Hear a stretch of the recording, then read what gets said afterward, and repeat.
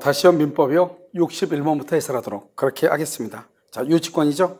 1번 건축업자가 건물을 점유하기 전에 건물 공사로 취득한 건축비 채권이라도 그 후 그 건물을 점유하였다면 유치권을 성립한다. 유치권이란 게 뭐죠? 채권이 있고 점유하면 유치권이 성립하죠. 먼저 점유하고 나중에 채권이 발생할 수도 있고, 먼저 채권이 발생하고 나중에 점유할 수도 있죠. 그럼 그때부터 유치권이 성립한다 이 말이죠. 2번 부동산 계약 명의 신탁의 경우 이렇게 됐죠. 부동산을 점유하는 명의 신탁자는 명의 수탁자에 대한 매매 대금 상당의 부당이득 반환이죠. 매매 대금 상당의 부당이득 반환 청구권. 이것은 우리가 유치권이 안 되는 것 세 가지, 보증금, 권리금, 매매 대금 세 가지. 이 세 가지에 대해서는 유치권을 행사할 수 있다 없다? 없다. 그래서 2번이 정답이죠. 3번은 유치권의 성립 요건이자 전속 요건인 유치권자의 점유는 직접 점유이든 간접 점유이든 불문하지만 채무자가 직접 점유한 경우는 유치권은 소멸하는 것이고요. 4번 유치물이 경매가 되죠. 유치권자는 매수인에게 유치권을 주장할 수 있으나 매수인에게 피담보 채권의 변제를 할 수는 없다. 청구할 수는 없죠. 왜요? 우리가 피담보 채권의 변제는 채권이죠. 채권은 특정인이 특정한 채무자에 대해서만 청구할 수 있는 것이고요. 유치권은 누구에게나 주장할 수 있기 때문에 목적물의 유추 중에 그 목적물이 경매가 되면 경매 매수인, 즉 경락인에게 유치권은 주장할 수 있으나 뭐는 할 수 없다? 변제 청구는 할 수가 없다. 5번 유치권자는 유치물의 경매는 할 수 있지만 원칙적으로 우선 변제, 물상 대입권은 없다. 이렇게. 정답은 2번이고요. 62번 갑이 을로부터 빌려서 사용하고 있는 노트북이 고장이 나자 갑이 병에게 수리를 부탁했다. 그러면 이 물건은 지금 을의 거죠.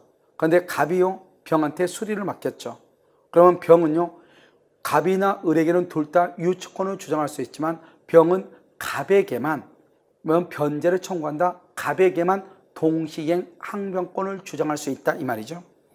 자, 그런데 갑이 수리비 10만 원을 지급하지 아니하여 을이 노트북을 반환을 거절한다. 즉 유치권을 행사하고 있다 이 말이죠. 기억. 갑이 7만 원을 지급한 경우 이렇게 되죠. 갑이 7만 원을 지급한 경우 병이 노트북을 스스로 을에게 반환하면, 을이 누구죠? 소유자죠. 을에게 반환하면 유치권은 뭐가 된다? 소멸한다 이 말이죠. 소멸한다. 자, 니은요 병이 을의 승낙 없이 노트북을 뭘 했다? 사용을 했죠. 승낙 없이 사용하죠. 그럼 유치권의 소멸을 청구하죠. 그래서 노트북에는 별다른 손해가 발생하지 않았다. 소멸을 청구할 수 없다.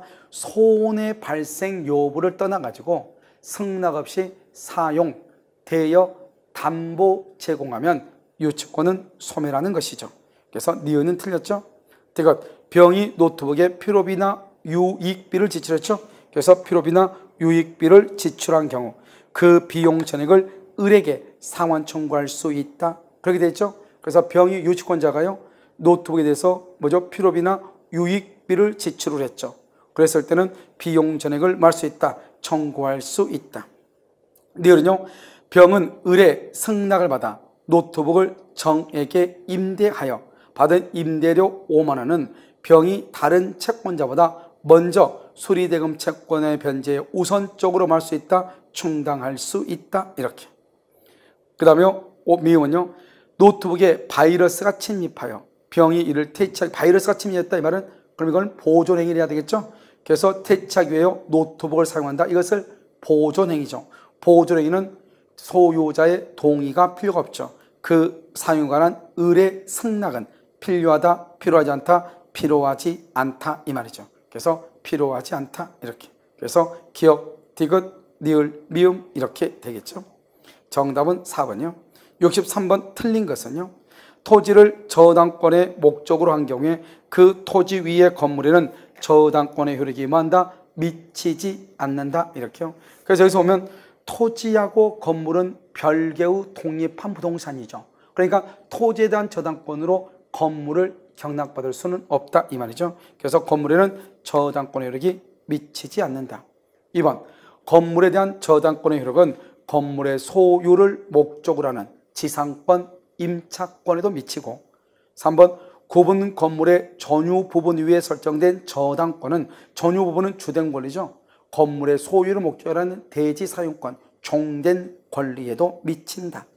4번 토지 저당권의 효력은 토지상의 타인이 무단으로 경작한 성숙한 농작물, 무단 경작하여 성숙한 농작물, 이것은 누구의 소유다? 경작자 소유이죠. 경작자 소유. 그래서 무단으로 경작하여 성숙한 농작물에는 미친다, 미치지 않는다, 미치지 않는다 이렇게. 왜요? 우리가요 농작물은 독립한 부동산이기 때문에 그렇다 이 말이죠. 그래서 미치지 않고 적법한 임차인이 경작한 농작물에도 미치지 않는다. 그래서 둘 다 미치지 아니한다. 4번이 틀렸죠. 정답이죠.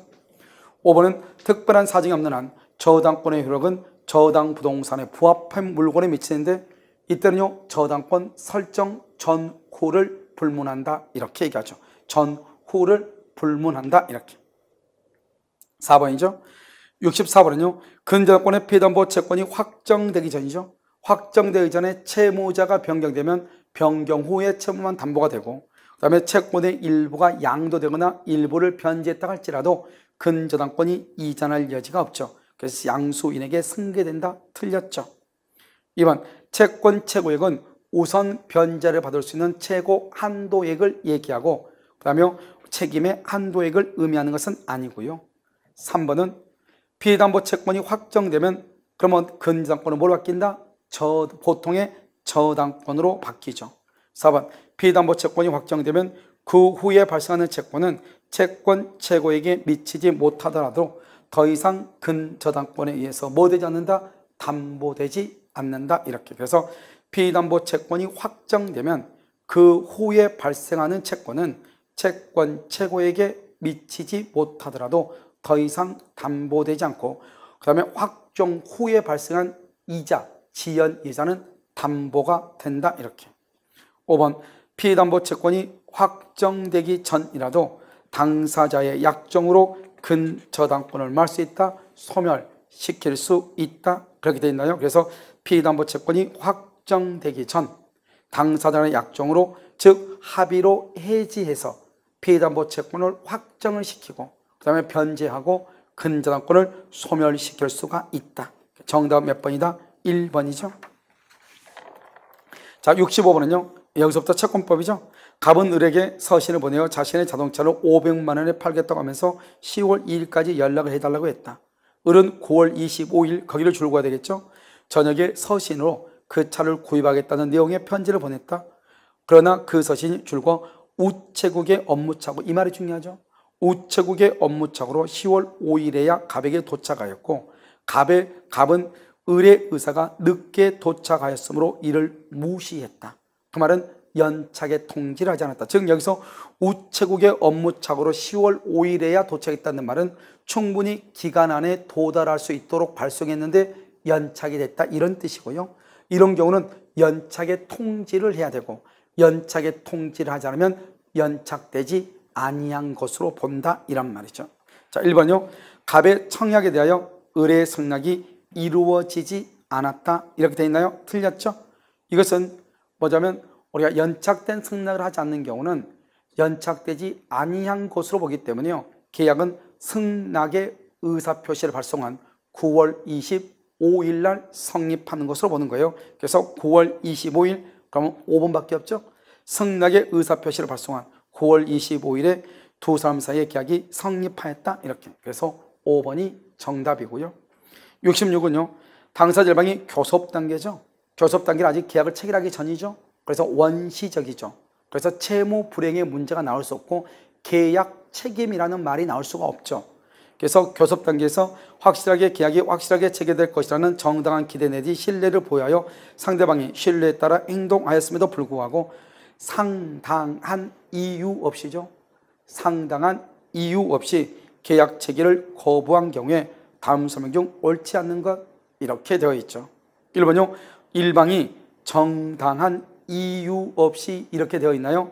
정당한 이유 없이 계약 체결을 거부하죠. 그러면 일단 채무 불이행의 문제는 아니죠. 무슨 문제가 발생한다? 불법행위 책임의 문제가 발생하죠. 불법행위. 자 2번은요. 배상되어야 할 손해는 계약이 유효하게 체결된다고 믿었던 것에 의하여 입었던 손해. 원칙적으로 지금 교섭 단계는 계약이 체결되기 전이죠. 그래서 신뢰이익 배상 책임을 지죠. 그래서 배상되어야 할 손해는 계약이 유효하게 체결된다고 믿었던 것에 의하여 입었던 손해에 한정되는 것이고요. 3번 경쟁 입찰에 참가하기 위하여. 경쟁 입찰은 뭐죠? 경매죠. 부동산 경매. 부동산 경매는 반드시 내가 경락을 받는다는 보장이 없잖아요. 우리가 신뢰이익이라는 것은 내가 계약이 체결될 것으로 믿었다 이런 말인데, 경쟁 입찰은 반드시 내가 경락을 받는다는 보장이 없기 때문에 신뢰이익 배상을 청구할 수가 없는 것이에요. 알겠죠? 그래서 경쟁 입찰에 참가하기 위하여 제출한 제안서, 견적서 작성 비용 등은 손해배상의 범위에 포함된다, 포함되지 않는다, 포함되지 아니한다. 3번이 정답이죠. 4번 계약 교섭의 파기로 인한 불법 행위가 인격적 법익을 침해하죠. 즉 정신적 고통에 대해서 손해배상을 청구할 수가 있고요. 그 다음에 5번 이행의 착수가 상대방의 적극적 요구에 따른 것이고 그 이행에 들어간 비용도 뭐에 해당한다? 손해에 해당한다. 이렇게. 정답은 3번이죠. 67번 동시항변권이죠. 1번 채무자가 동시이행의 항변권을 가지고 있더라도 동시이행의 항변권을 행사하여야 지체 책임을 면할 수 있는 것은 아니다. 그래서 항변권이 있으면 자신의 채무의 이익을 제공하거나 항변권을 행사해야만 되는 것이 아니고 자동적으로 당연히 지체 책임이 없고, 이번 항변권이 붙은 채권은 자동 채권으로 상기할 수는 없지만 수동 채권으로 상기할 수는 있다. 그래서 수동 채권으로 상기하지 못한다. 정답은 2번이 틀렸죠. 3번 매매를 원인으로 한 소유권 이전 등기 청구의 소에서 매도인이 매매 대금 채권으로 동시이행 항변권을 행사하면, 항변권을 행사를 했죠. 상환 이행 판결, 상환 급부 판결, 일부 승소, 일부 패소 판결이라고 얘기하는 것이에요. 자, 5번은요. 건물 매매 계약에서 매수인의 잔금 지급 의무와 매도인의 소유권 이전 의무는 원칙적으로 동시행이고요. 5번은 임대차 관계 종료로 발생하는 임차인의 목적물 반환 의무와 임대인의 보증금 반환 의무도 무슨 관계다? 동시이행이죠. 그런데 만약에 임차권 등기 명령에 의해서 등기가 된 경우, 그런 경우는 동시이행이다, 아니다? 동시이행이 아니다. 정답은 2번이죠. 68번은요. A가 그 소유 가옥을 B에게 매도하는 계약을 체결했으나 약정된 날짜에 인도하기 전에 가옥이 소실됐다. 즉 계약을 체결하고 난 다음에 소실됐죠. 후발적 불능이죠. 1번 A나 B의 과실 없이 소실됐다. 천재지변 또는 제3자의 방화로 그랬다 이 말이죠. A의 가옥 인도 채무와 B의 대금 채무는 모두 소멸하죠. 즉 건물이 멸실됐으니까 A는 B한테 등기를 해줄 의무를 면하고 B는 A에게요 잔금을 지급할 의무를 면한다 이 말이죠. 2번은요. B의 과실로 소실이 됐죠. B의 과실로. 그러면 A는 B에 대하여 대금의 지급을 청구할 수가 있다. B가 누구죠? 채권자죠. 채권자 위험 부담주의죠. 그래서 A는 B에게 대금을 청구할 수 있다. 다른 말로 대가의 위험이 매수인에게 이전한다. 이렇게 얘기하고요. 그 다음에 3번은요. B의 수령 지체 중 쌍방의 잘못 없이 소실되거나 채무자의 경과실로 소실이 되면은 A는 B에게 대금을 청구할 수 있고요.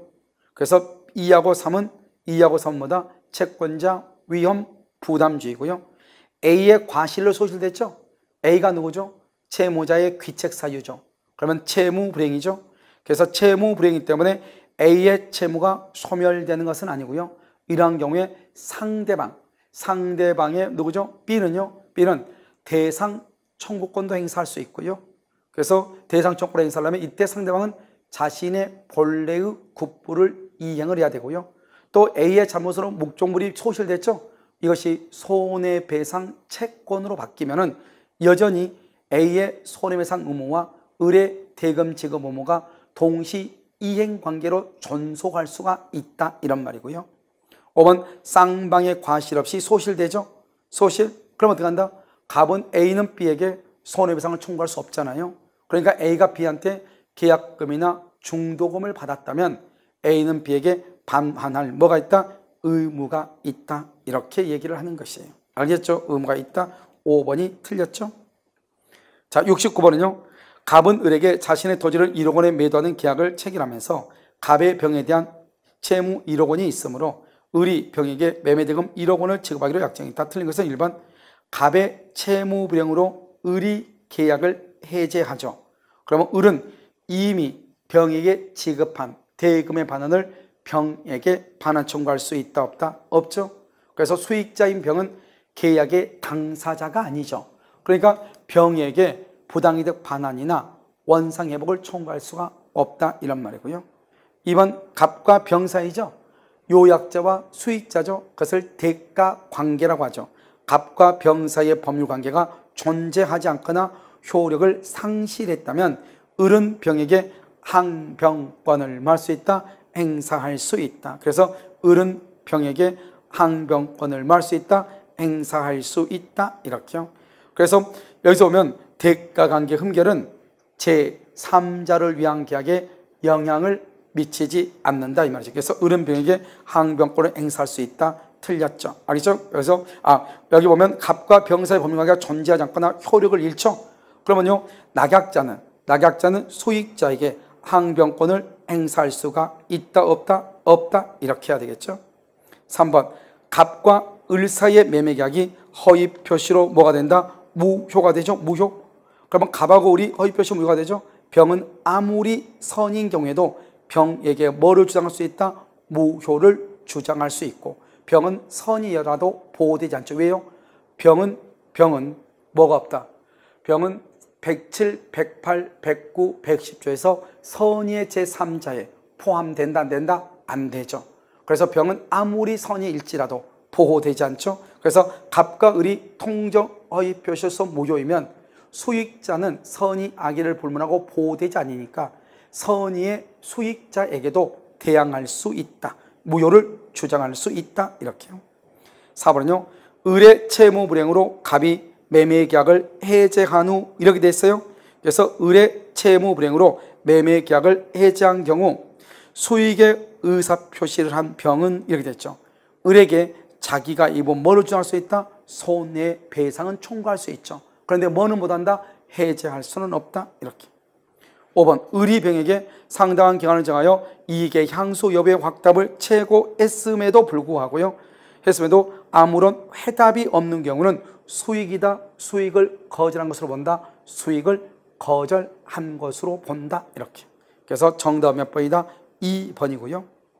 자, 70번은요. 옳지 않는 것은 그랬죠. 1번 채무자의 귀책 사유로 이행불능이 되죠. 그러면 이행불능, 이행거절, 정기행위, 약정의 조건은 재고 없이 해제할 수 있다. 2번 채무자가 계약을 이행하지 아니할 의사를 명백히 표시하죠. 이것을 이행거절이죠. 그러면 재고 없이 해제하거나 손해배상을 청구할 수 있다. 3번 당사자가 합의로 해제권을 유보했죠. 합의로 채무 불응으로 인한 법정 해제권의 발생을 배제하지 아니한다. 그래서 우리가 합의로 해제권을 유보했단 말은 약정 해제권이 있다 이 말이잖아요. 약정 해제권이 있다 할지라도 법정 해제권의 발생을 배제하지는 않는다. 즉 채무 불행이 있으면 그건 뭐죠? 약정 해제 사유가 발생하기 전이라고 할지라도 해제할 수 있다 이런 말이죠. 4번은요. 정기행위죠. 계약의 성질, 당사자의 의사표시. 정기행위의 경우 채고 없이 채고를 하고 틀렸죠. 해제할 수 있다. 5번은요. 계약 당사자 사이에 계약서에서 합의한 약정 해제 사유, 약정 해제 즉시로 해제한다. 즉시는 채고 없이 해제할 수 있다 이런 말이죠. 그래서 정답은 4번이죠. 71번은요. 매매계약이 있은 후에도 인도하지 아니한 목적물로부터 생긴 과실은 누구에게 기속한다? 매도인에게 기속한다. 그렇게 되었죠.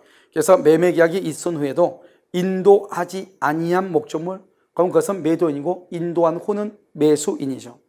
2번 매수인이 매매대금을 완납하지 않은 상태에서 매도인이 인도 의무를 지체하더라도 매수인은 목적물로부터 발생한 과실의 반환을 말할 수 없다, 청구할 수 없다. 지금 여기 보면 매수인이 매매 대금을 완납하지 않았죠. 그 다음에 매도인이 인도 의무를 지체하죠.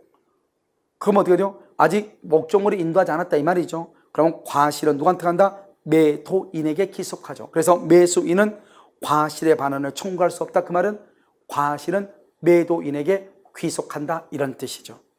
3번 매매 목적물의 인도 전이라도 그럼 줄거야 되겠죠? 매수인이 매매 대금을 완납하죠. 완납한 이전까지는 매도인, 완납한 이후는 매수인에게 귀속하죠. 그래서 매수인에게 귀속한다. 매수인은 목적물의 인도를 받은 날부터 대금의 이자를 반환해야 되고요.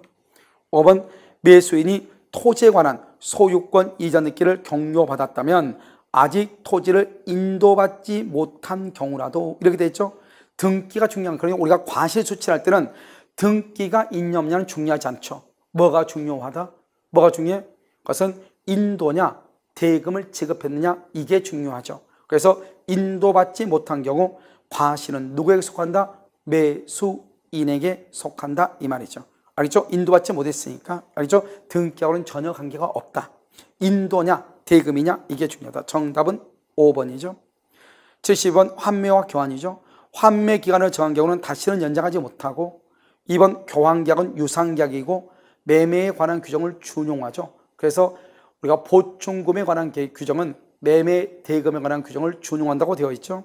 3번 매매계약과 동시에 하지 않은 환매계약은 환매로서 효력이 없고 재매매 예약으로 보는 것이죠. 그래서 환매는 반드시 매매계약과 동시에 해야 되는 것이고 4번은 교환계약의 목적물이 금전 위외의 재산권에 안한다는 점에서 매매와 다르죠. 그래서요 교환계약은 뭐다? 교환계약은 재산권하고 금전 이외의 재산권이죠. 그런데 매매계약은 뭐다? 매매계약은 일방은 재산권을 이전할 것을, 타방은 대금을 지급할 것을, 금전을 지급할 것을 약정하죠. 여기에서 차이가 있다 이 말이죠. 5번 부동산에 관한 환매는 환매권 특약의 등기가 없더라도 제3자에 대해 효력이 있다. 틀렸죠? 환매권 특약에 관한 등기가 있어야 제3자에 대해서 뭐가 있다? 효력이 있다. 이렇게. 73번은요. 그래서 70번 정답은 5번이죠. 73번 부속물과 비용상환 청구권이죠. 1번 임차인이 부속한 물건이 임대 목적물의 구성 부분이죠. 구성 부분 독립성이 없다, 부합이다 이 말이죠. 그러면 비용의 문제죠. 유익비 상환 청구권의 문제이고요. 독립한 물건이다. 그 다음에 부합이 아니다. 구성 부분이 아니죠. 그런 경우는 부속물 매수 청구권이 문제가 되고요. 2번 임대차 계약이 임차인의 채무 불이행을 이유로 해제가 돼요. 채무 불이행. 그러면 두 가지가 안 되죠. 채무 불이행. 부속물 매수 청구권, 지상물 매수 청구권이 인정되지 않고요. 3번 차임이 시가보다 파격적으로 저렴하고요.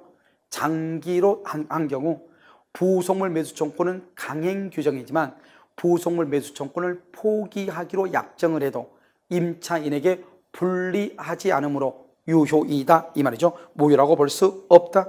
있다. 3번 정답이죠. 틀렸죠? 4번 임차인이 필요비를 지출할 때는 유익비와는 달리 임대차 계약이 종료되기 전이라도 상환을 청구하죠. 그런데 유익비는 임대차가 반드시 종료해야 되고 부속물 매수 청구권도 임대차가 종료해야 되고요. 지상물 매수 청구권은 임대차의 기간이 만료가 돼야 되죠. 그런데 필요비는요. 만료가 되기 전이라도 임대차가 종료되기 전이라도 지출 즉시 청구할 수 있다. 이게 차이점이죠.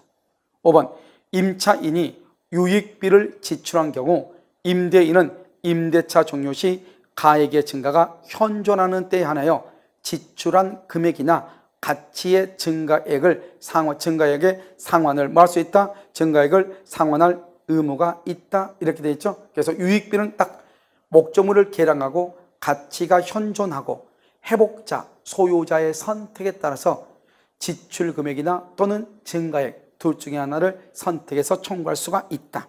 정답은 3번이죠. 자, 74번은요. 갑은 자기 소유 건물에 대해서 을과 임대차 계약을 체결하였고 을은 갑의 동의 없이 병에게 양도했죠. 이때요 임차권을 병에게 양도한 것은 임대인의 동의가 없더라도 임차권 양도는 유효하고요. 단지 임차권을 가지고 임대인에게 대항하지 못할 뿐이에요. 알겠죠? 1번 을의 무단 양도를 이유로 갑이 임대차 계약을 맺지 않는 한, 해지하지 않는 한 갑은 을에 대하여 여전히 뭘 갖는다? 차임 청구권을 갖는다. 그래서 해지하지 않으면 갑은 을에게 차임 청구를 가지니까 결국 손해가 없죠. 따라서 갑은요, 임대차 계약을 해지하지 않는 한 양수인 병에 대해서 불법 점유로 인한 손해배상을 청구할 수가 없다 이 말이죠. 2번, 을의 무단 양도를 이유로 갑이 해지하지 않는 한 갑은 병에 대해서 불법 점유를 이유로 손해배상을 청구할 수가 없고요. 3번, 을이 임차권 전속기간, 임대인의 동의 여부 등 임차권 양도의 중요한 요소를 이루는 사항을 병에게 알려주지 않고 임대차 계약을 임차권 양도를 했다. 그러면 기망이 될 수 있죠. 사기에 해당할 수 있다. 4번, 병은 갑에게 임차권을 뭐 할 수 없으며 주장할 수 없으며, 왜요? 원칙적으로 대항하지 못한다 이 말이죠. 그러니까 이 을하고 병 간의 임차권의 양도는 유효하나 임대인의 동의가 없으면 그 임차권을 가지고 임대인에게 대항하지 못한다 이 말이죠. 나아가 을과 병 사이에도 임차권 양도의 효력이 생긴다, 생기지 않는다, 생기지 않는다. 틀렸죠? 을과 병 간의 임차권의 양도는 유효해. 단지 임차권을 가지고 병은 임대인에게 대항하지 못할 뿐이죠. 5번, 을과 병이 부부로서 임차 건물에 동거하면서 함께 사업을 경영하는 특수한 관계에 있다면 갑에게 해지권이 인정되지 않을 수 있다. 그래서 우리는요, 배신적 행위가 아니라면 부부로서 공동으로 가구점을 경영한다면 이 말이죠. 그런 경우는 어떻게 된다? 그때는 뭘 할 수 있다? 동의가 없어도 임차권은 임대차 양도 임차권을 가지고 임대인에게 대항할 수 있다. 동의가 없어도 대항할 수 있다. 그래서 4번이죠. 그래서 해지권이 5번에서 해지권이 인정되지 않을 수 있다는 말은, 그러면 임차권 양수인은 임대인에게 대항할 수 있다 이란 말이에요. 정답은 4번이죠. 75번은요. 임대차가 끝난 후 보증금을 반환받지 못한 임차인은 임대인 주소지를 관할하는 지방법원에 임차권 등기 명령을 신청할 수 있다. 임대인의 주소지가 아니죠. 목적물 소재지 지방법원이죠. 목적물 소재지 지방법원에 등기명령을 신청할 수 있죠. 반드시 등기명령은 임대차가 끝나고 보증금을 반환받지 못해야 되죠. 그러니까 임대차 존속 중에는 임차권 등기명령을 신청할 수가 없다 이런 말이고요. 이번 임차인은 임차권 등기명령의 집행에 따른 임차권 등기를 마치면 대항력과 우선 변제권을 취득하는데요. 그때부터 만약에 이미 예전에 대항력과 우선 변제권을 취득한 경우는 그것이 소급해서 그대로 유지가 된다. 3번, 임차권 등기 이후 임차권 등기가 되어 있으니까 대항 요건을 상실한다. 즉 전입이 아니고 전출 신고를 한다 할지라도 대항력과 우선 변제권은 그대로 유지된다 이런 말이죠. 상실하지 아니한다. 4번, 임차권 등기 명령의 집행에 따른 임차권 등기가 끝난 주택을 임차권 등기를 하고 이전을 했다 이 말이죠. 그런데 그 후에 임차한 임차인은 최우선 변제를 받을 권리가 있다 없다? 없다. 5번, 임차인은 임차권 등기 명령의 신청과 그에 따른 임차권 등기와 관련하여 든 비용을 누구에게 청구할 수 있다? 임대인에게 청구하죠. 왜요? 임차권 등기 명령 뭐 때문에 하죠? 임대인이 보증금을 반환하지 않아서 지금 이 문제가 발생한 거잖아요. 그러니까 등기 비용은 임대인에게 청구하고요. 나중에 임차권 등기 명령에서 등기가 된 경우 보증금 반환하고는 동시행이 아니다. 알죠? 동시행이 아니다. 이렇게. 자, 그다음에 그래서 75번의 정답은 1번이고요.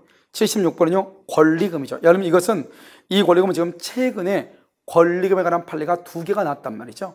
그래서 그 2개의 판례를 가지고 문제를 지금 만들어 놓은 것이에요. 알겠죠? 1번, 임대인에게 손해배상을 청구할 권리는 방해 행위가 종료한 날로부터 3년 아니에요. 임대차가 종료한 날로부터 3년이에요. 임대차가 종료, 방해 행위가 종료가 아니고 임대차가 종료한 날부터 3년. 2번, 권리금 해수 방해를 인정하기 위해서 먼저 임차인과 신규 임차인이 되는 사이에 권리금 계약이 미리 체결되어 있을 필요는 없어요. 알겠죠? 그래서 권리금 계약이 미리 체결되어 있을 필요는 없다. 3번 최초의 임대차 기간을 포함한 전체 임대차 기간이 10년을 초과하여 임차인이 더 이상 계약갱신을 요구할 수 없단 말이죠. 이 계약갱신을 더 이상 요구할 수 없다 할지라도 기간이 끝나기 6개월에서 종료 시까지 임차인이 신규 임차인을 주선을 하면은 임대인은 신규 임차인과 임대차 계약을 체결해야 되고, 만약에 그렇지 않아서 임차인의 권리금에 침해가 있으면 임대인은 임차인한테 권리금에 대해서 손해배상을 해야 되는 것이에요. 그래서 권리금 해수 기회 보호 의무를 부담하고요. 4번은 신규 임차인이 상기 차임액 이상의 차임을 연체하는 등 같은 법 제10조 재량 각호의 사유가 발생한 경우에는 언제든지 임대인은 임대차 계약을 해지하거나 계약갱신을 거절할 수 있고, 이러한 경우 권리금 해수 기회 보호 의무를 맞지 않는다, 부담하지는 않는다. 그래서 2번하고 3번을 비교해야 되겠죠. 10년이 다 찼어. 이제 10년을 다 보호를 했어. 그럼 이제 더 이상 갱신을 요구를 못해. 갱신을 요구는 못한다 할지라도 권리금은 보호받아야 돼. 그런데요, 임차인이 3개 차임을 연체하거나 부정한 방법으로 임대를 하거나 기타 등등의 방법으로 갱신을 요구할 수 없는 경우는, 알겠죠? 더 이상 뭐를 못한다? 권리금도 보호되지 않는다. 이 두 가지를 비교해서 이해를 해야 되겠죠. 5번 임차인이 신규 임차인과 애초부터 권리금 계약 자체를 예정하지 않고 있다. 신규 임차인하고 권리금에 대해서 아무런 약정이 없다 이 말이죠.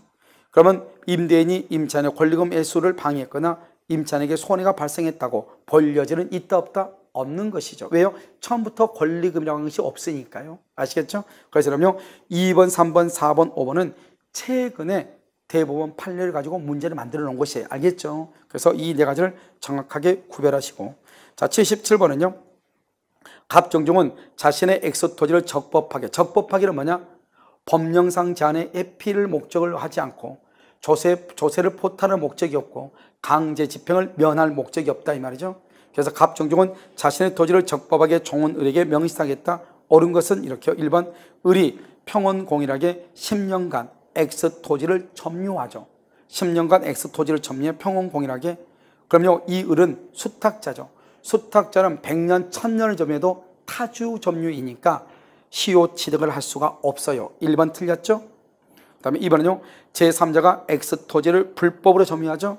그러면요 우리가 원칙적으로 여기 지금 보면 종중이나 그 다음에 종교단체 또는 부부간에 있어서 조세를 포탈할 목적 등이 없으면 명의신탁 약정 유효, 물권 변동도 유효란 말이죠. 그런데 아무리 명의신탁이 유효하다고 할지라도 신탁자와 수탁자 간에는 신탁자가 소유자가 돼.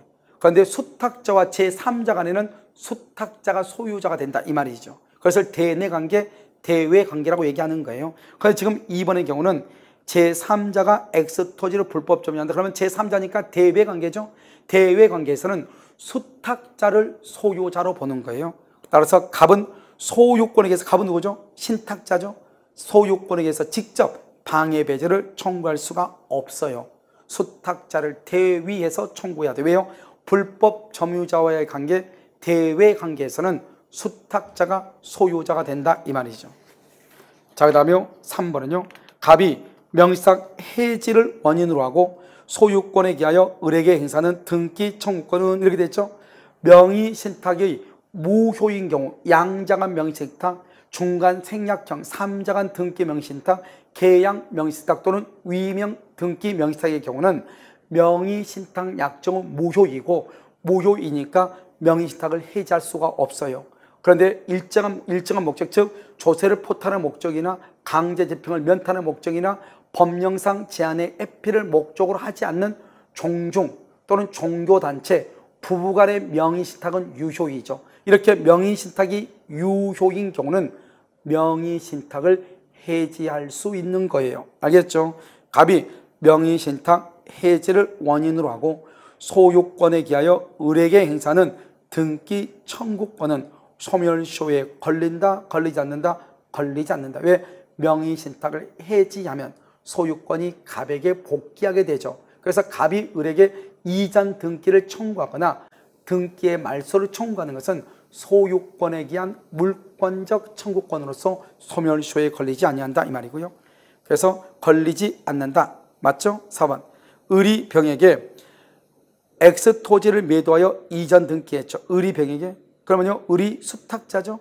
병은 제3자죠. 그럼 병은 선이 악의를 불문하고 소유권을 취득하는데 만약에 병이 을의 배임행위에 적극 가담한 경우는 무효가 되죠.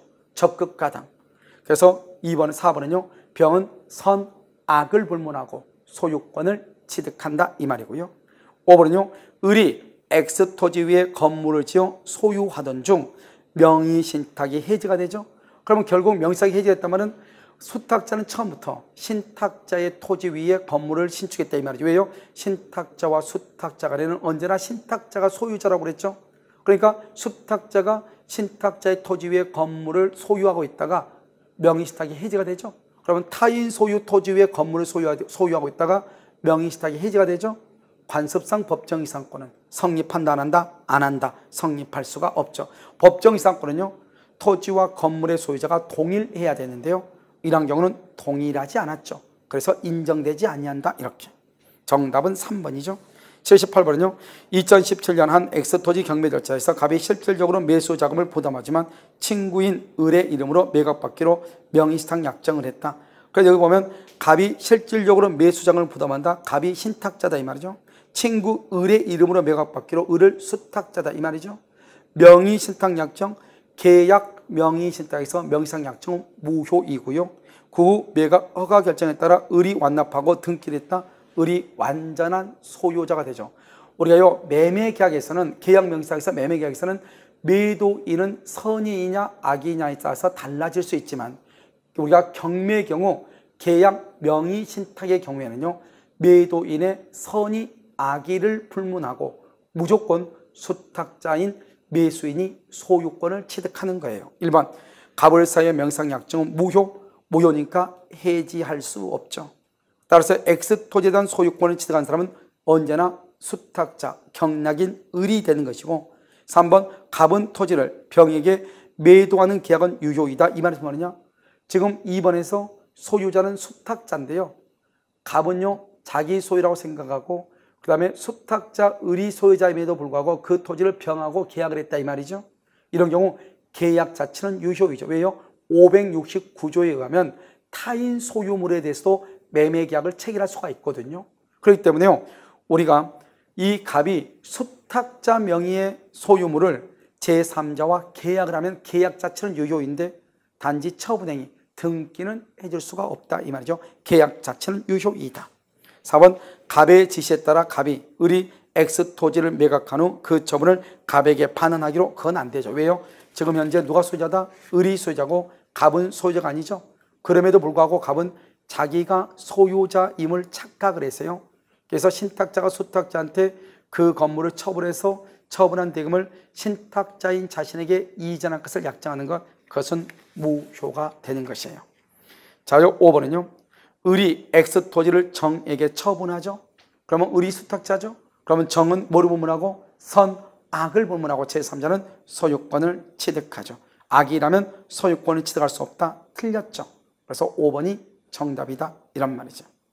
79번 가등기 담보죠. 1번 매매대금 지급 담보죠. 매매대금 지급을 담보하기 위해서는 가담법이 적용되지 않는다. 적용된다. 틀렸죠. 2번 후순위 원리자죠. 후순위는 3대 원칙이 있죠. 첫 번째, 청산기간 내.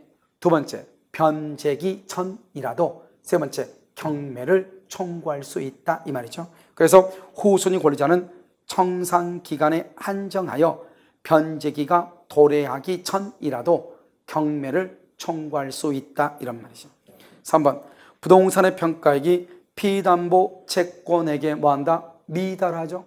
부동산의 평가액이 피담보 채권에게 미달한다. 그러면 이 부동산 평가액이 피담보 채권에 미달한 것은 두 가지를 조심해야 돼.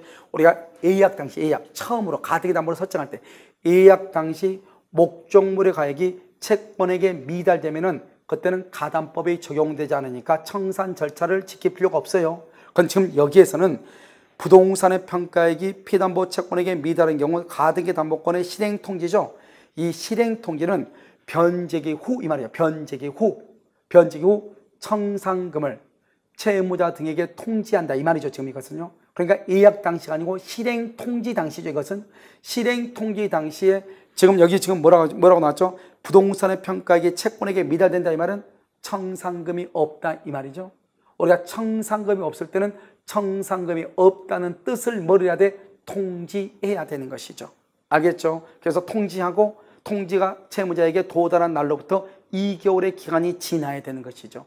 그래서 결국 우리가 예약 당시 목적물의 가액이 피담보 채권에게 미달되면 가담법이 적용되지 않고 청산 절차를 거칠 필요가 없지만 예약 당시가 아니고 실행 통지 당시, 기속 청산할 때 실행 통지 당시 목적물의 가액이 채권액보다 부족하다, 미달된다 그렇다 하더라도 즉 청산금이 없다고 하더라도 청산금이 없으면 없다는 뜻을 통지해야 된다 이 말이죠. 아시겠죠? 그래서 2번은 틀렸죠. 3번은 틀렸죠. 미달한 경우 실행할 통지할 필요가 없다. 틀렸죠. 청산금이 없으면 없다는 뜻을 통지해야 되죠. 4번 양도담보 목적 부동산을 양수한 제3자가 악이다. 여러분요, 제3자는요 양도담보권자한테 소유권 이전 등기가 된 상태에서 양도담보권자가 제3자한테 처분하고 제3자가 선인 경우는 소유권을 취득하지만 제3자가 악인 경우는 소유권을 취득할 수가 있다 없다? 없다. 따라서 제3자가 악인 경우 채무자는 제3자는 아직 소유자가 아니니까 제3자 명의의 등기에 말소를 말 수 있다. 청구할 수 있다. 청구할 수 있다. 이렇게. 5번 채권자가 담보목적 부동산의 소유권을 취득하기 위해서는 통지가 상대방한테 도달한 날로부터 몇 개월? 2개월이 지난 2개월. 그래서 우리는 청산기간이다. 2개월의 기간이 지나야 된다 이란 말이죠. 그래서 정답 몇 번이다? 2번이고요. 자, 80번은요 재건축 결의죠. 1번 재건축 결의는 서면 결의가 가능하죠. 그러면 서면 결의가 가능하면 관리단 집회를 소집할 필요가 없고요. 2번 재건축 결의의 내용을 변경하죠. 변경할 때도 5분의 4 이상의 동의가 있어야 되고요. 3번은요 재건축 비용의 분담에 관한 사항이죠. 그것은 재건축 실행 단계에서 다시 비용 분담에 관한 합의를 하지 않아도 될 정도로 구체적으로 분담액이나 산출 기준을 정해야 되고요. 4번은요 재건축에 불참자가 있죠. 그래서 참가 촉구를 받은 구분 소유자가 2개월 이내에 아무런 말을 하지 않는다 이 말이죠. 그러면 참가를 한 것으로 본다. 참가를 거절한 것으로 본다. 재건축에 참가하겠다 이게 아니고 참가를 거절하겠다는 뜻을 회답한 것으로 본다. 이렇게 4번이 정답이죠. 5번은요 재건축 결의서가 종족수를 충족하지 못하죠. 5분의 4가 안 됐죠. 그러면 재건축 결의가 충족이 안 되면은 불참자한테 촉구를 할 필요가 없고요. 2개월의 기간이 흘렀다 할지라도 참가 거절로 볼 수 없고요. 다시 2개월의 시간을 정해서 매도 청구도 할 수가 없다 이 말이죠. 그러니까 결국 뭐냐? 만약에 여기서 재건축 결의가 무효죠. 그러면 매도 청구도 할 수 없다. 그래서 재건축 결의가 종족수를 충족하지 못했다면 맨 끝에 매도 청구권도 행사할 수가 없다 이런 말이죠. 아시겠죠? 그래서 정답은 몇 번이다? 4번이죠. 그래서 재건축 결의에 관한 설명 중 틀린 것은 그럼 몇 번이다? 4번 이렇게 되는 것이죠. 알겠죠? 여기까지 그러면요 우리 한번 문제를 쭉 한번 봤는데요. 어떤 문제들은 약간의 또 난이도가 있죠. 왜 그러냐면 우리가 이제 실전 문제 가도 여러분들이 한 4문제 정도는 조금 공부를 잘하는 친구들도 조금 힘들 수 있을 정도로 그래서 상위 클래스 상으로 나온단 말이죠. 그 다음에 대부분의 것은 중 또는 하의 문제로 나오고요. 그래서 보통 하의 문제가 11, 두세 문제가 하로 나오죠. 그러니까 거의 어느 정도 민법을 공부를 했다. 그렇게 본다 한다면 과락이라고 하는 것은 있을 수가 없겠죠. 알겠죠? 그래서 여러분들이 이제 마지막 모의고사를 봤는데요. 그래서 이 모의고사의 내용을 우리가 여러분 자세히 한번 살펴보시고 그 다음에 이 또 문제의 어떤 점수를 기초로 해서 우리가 어떻게 이것을 분석하고 난 다음에 어떻게 공부를 마지막 또한 3주, 4주 남은 이 기간을 어떻게 우리가 정리할 것인가 이것을 여러분들이 심각하게 고민을 해보셔야 되겠죠. 그리고 여러분들이 지금 되도록이면 우리가 어떻게 공부를 해야 돼요? 지금까지 봐왔던 것을 반복적으로 내가 눈에 띄는 것, 눈에 읽는 강의 또는 내가 자주 봤던 책을 반복적으로 보는 게 중요하지 아무리 강의를 잘하고 못하고 떠나가지고 지금 현 상태에서는 강의를 가지고 합격을 할 수 있는 단계가 아니죠. 그래서 여러분들이 우리가 어떻게 해야 된다? 여러분들이 지금 학원에서 배우고 있는 것 그것을 잘 활용을 해야 되겠죠. 그래서 학원에서 봤던 것을 반복적으로 보시고 학원에서 공부했던 강의를 반복적으로 듣고 그래서 항상 귀에 익숙하고 눈에 익숙한 것을 반복적으로 봄으로써 그것을 어떤 그림 형태로 하나예요. 먼저 사진, 즉 포토 메모리죠. 사진의 형태로 그것을 암기시키고 입력시키는 것, 그것이 아주 중요하다고 보고요. 여러분들 아무튼 마지막까지 건강 잘 챙기시고 정리 잘 하셔가지고 여러분들이 10월 26일 날 시험을 볼 때 아주 우수한 성적으로 모두가 다 편안하게 좀 거뜬히 합격할 수 있도록 여러분의 모든 것을 후원하겠습니다. 여러분을 응원합니다. 감사합니다.